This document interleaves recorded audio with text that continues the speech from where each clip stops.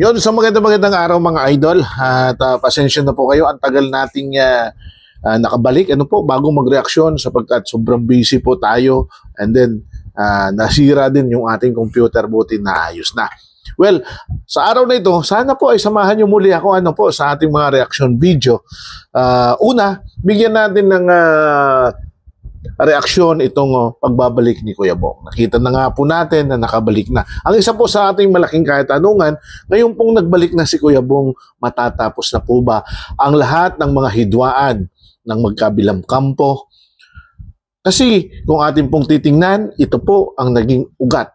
Nung pong pag-alis niya, dito naman po umusbong ang mga hidwaan ng magkabilang pangko. Nawa ang dalangin ko na matapos nito. Mga punto na kailangan natin isaalang-alang. Una, pinatunayan lang na si ka-business pa rin ang talagang pamilya ni Kuya Bong. Sa kanyang paglalayag, sa kanyang paglalakbay, nakita rin natin na may time frame. Kung kailan niya gustong bumalik, ay doon lamang. Bagamat alam natin na kailangan din ng maigting na pangunawa ang ka-business sa sitwasyong ito. Pero ang isa po sa napakagandang pagkakataon ito na at least sa kabila ng lahat, tinanggap si Kuya Bong ng maluwag sa puso ng ka-business. Dahil nga po, tunay siyang kapamilya. Siguro para sa atin ang hakin lamang, samahan natin ng dasal na sana ay hindi na maulit ang lahat. Pero katulad nga ng sinasabi ni Mr. Ka-Business, ang isip ni Kuya Bong kasi is unpredictable. Pero maganda itong mga mungkahi, na kanyang mga naisip. Yung kung ano yung kagustuhan ni Bong ay sundin na lamang. Halimbawa, gusto niya nga mangalakal, gustong mga lakal ni Bong kasi nga nabuboring siya, maaaring pagbigyan siya. Pero ang isa po sa nakikita ko talaga na magpapaigting sa kanya ay kung magpapatuloy si Kuya Bong sa pag-vlog kasi nandyan po yung puso niya. Pangalawa, yung pong bigyan ng pansin, yung adhikain ni Kuya Bong na pagtulong. Siguro ganito, dito mas sigit na matutuon ang kanyang pansin, magiging busy siya rito at siguradong maibabalik siya sa dati. Pero ngayon po, ang pinakamagandang punto ay sa kahaba-haba man ng argumentong ito, ka-business pa rin ang nagwagi. Ngayon, aside po dito, kung napapansin po ninyo, mga idol, tumaas din ang subscribers ng ka-business. 501,000 na po. Ganun din po si Papa Dins. So, patunay lamang na habang dumadaan ang unos sa ka-business, tila nagkakaroon ng kuryosidad ang mga taong nadadaanan ng mga notification ito. Mas lalong nagpapaigting para i-follow si ka-business. So, nakatulong para sa kanila ang argumentong ito. Bagamat hindi natin sinasabi na gusto natin ng argumento, sana po matapos ng lahat, wala ng arguments. Gawin na lang natin ang mga bagay-bagay na makakapagpasaya sa ating mga followers. Bawat isa ay mayroon namang mga followers, bawat isa ay mayroon namang mga taga-subaybay. So gawin na lang ang mga bagay niyan. At syempre, kapwa natin ipagdasal ang patuloy na pagbabago ni Kuya Bong. Alam ko, sa kasalukuyan ay hindi pa rin masasabi natin na stable na ba na ang pag-iisip ni Kuya Bong kasi sabi nga ni ka-business, inuulit ko, is unpredictable. Sana po, Kuya Bong, payo ko lang sa'yo, huwag mo nang ulitin. Kasi maraming mga nasasaktan. Ang dami pong tinatawag na yung pong domino effect sa argumentong yan. Kasi isipin natin kung babalikan lang natin mga idol, mula nung lumaya si Bong, ang daming mga nangyari na hindi natin inaasahan. Ang daming mga nagkahiwa-hiwalay ng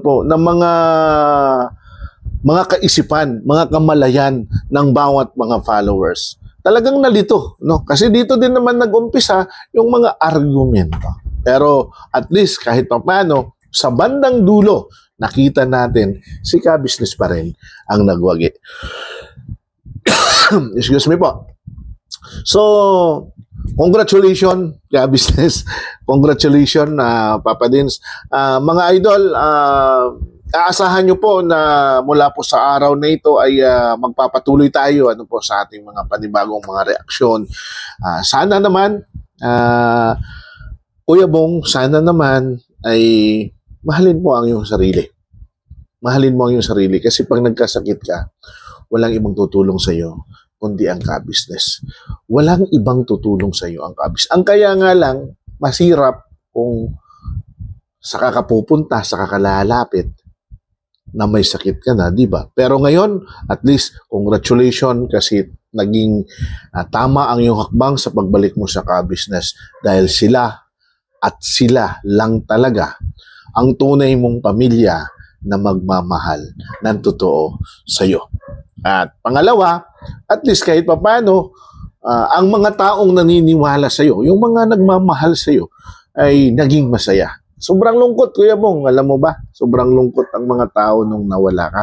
Sobrang lungkot ang mga tao nung nakikita kang nasa lansangan ka. Halos ayaw nila talagang bumalik ka sa dati. No? Pero I do believe, mga idol, sa atin po namang mga tagapanood na talagang nag-i-explore din lang si Kuya Bong. And I do believe na sa mga nangyaring ito ay makakakuha siya ng mas higit pang eksperyensya, karanasan na makakatulong sa pagpapaunlad ng kanyang sarili. Sa lahat ng mga taong kumukontra kay Kuya Bong, huwag natin siyang kondinahin. Huwag natin siyang sanang kondinahin, bagkus higit nating unawain. Tandaan, mas malalim na pangunawa ang susi para matulungan siya.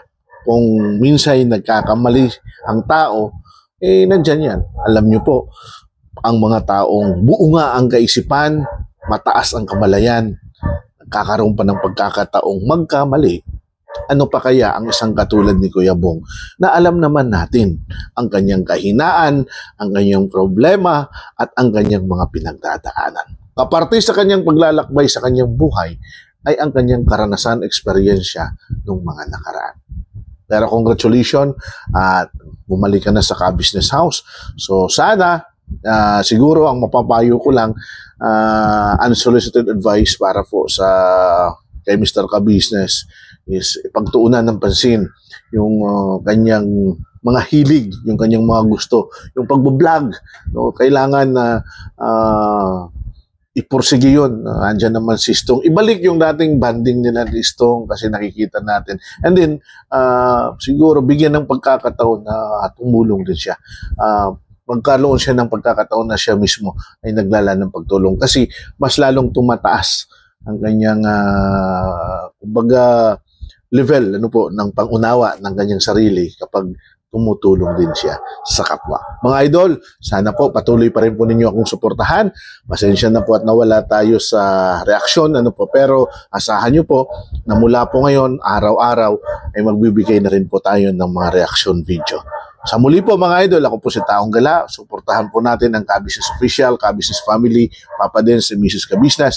Ganon din po ang ating mga kagwang at syempre ang ating pong mga Ka-Business Reactors. Hanggang sa muli po mga idol, paalam pansamantala.